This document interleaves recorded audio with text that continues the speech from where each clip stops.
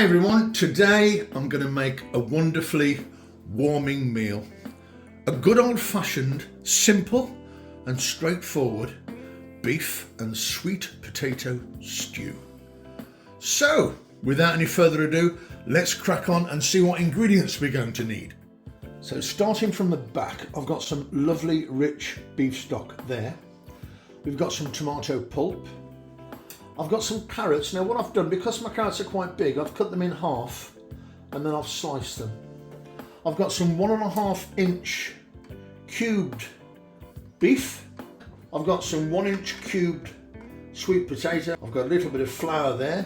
That's going to help to thicken the stew at the end. And going back to the end, I've got some parsnips there. And once again, I've cut those a similar size to the carrots. I've got some diced onions. I've got some sliced celery. Over here I've got some fresh herbs. We've got some sage, some rosemary, some thyme and some parsley. And here I've got some minced garlic, some Worcestershire sauce, some tomato ketchup and some tomato paste. And just here I've got some beef tallow. Some people call it beef dripping or even beef fat. You can of course use any animal fat. If you can't get this, butter is absolutely perfect for this job. So, shall we get cracking and get on with the stew? In the pot I've got a tablespoon of beef fat. I'm now going to throw in half of the beef.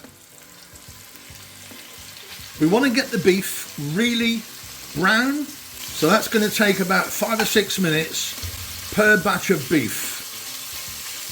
I'm putting half of the beef in. It will brown more efficiently if we don't overcrowd the pan. And as you can see, there is a little bit of fat left on the beef. I've left it there for flavour. And I've also seasoned the beef with a little bit of salt and pepper. Okay, so our first batch of beef, I'll bring that up to the camera, is nice and brown now. And we're just going to remove the beef. And then we're going to seal the second batch.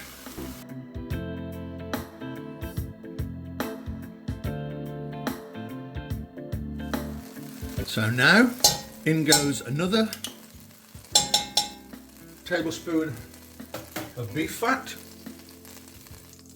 All those lovely flavours in the pot. Let's get some vegetables in there now.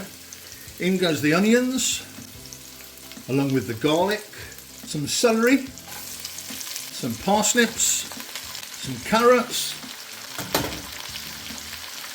So stir the vegetables around for a few minutes and let's get some more ingredients in. We've got rosemary, sage, thyme and parsley. And we're going to cook these vegetables now for about 5 minutes. The veggies cooking in the pot, gathering all those wonderful flavours. Time to add some more ingredients. In goes the Worcestershire sauce. In goes the ketchup. In goes the tomato paste. Give that a little bit of a stir around. Here's our beef going in.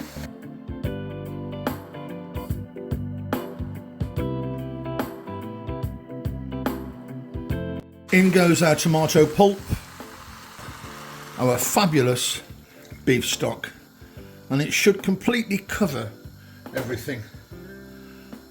And I hear you say, I haven't put the sweet potatoes in yet, and I haven't. We're going to cook this for about an hour, and then we're going to add the sweet potatoes.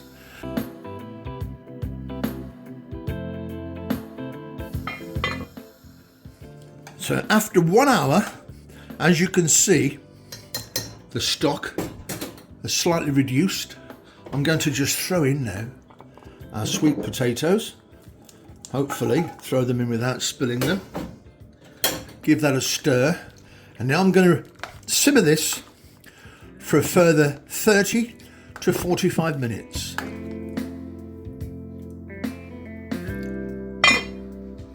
So in total, our stew has been cooking for 1 hour and 45 minutes. If you feel the stew needs an extra 10 or 20 minutes because the meat's not tender enough for you, then please do that. So now I'm going to season with a teaspoon of salt and a teaspoon of pepper. Give that a stir. And now let's mix up our thickening agent. So I've got a tablespoon of flour and I've got a couple of tablespoons of water. I'm just going to mix that to a paste. Just mix it up really well until you feel there's no lumps left in that flour. And don't forget, all the measurements will be in the description below. Okay, so let's add this thickening agent now and give it a stir, and we should feel our gravy becoming just a little bit thicker than it was before.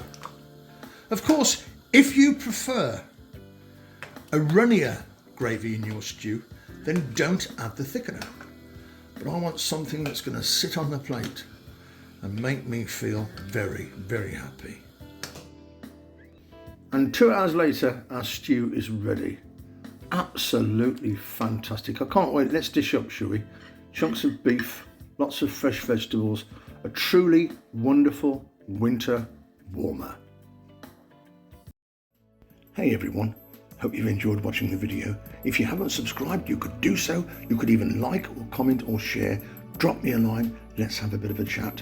Tell your friends all about the food revolution going on over on Chef Archie Pie's YouTube food channel. I'm looking at this stew and I'm thinking, I need to get stuck into it. I've got my chunk of bread ready. It's time to eat. See you guys all very, very soon.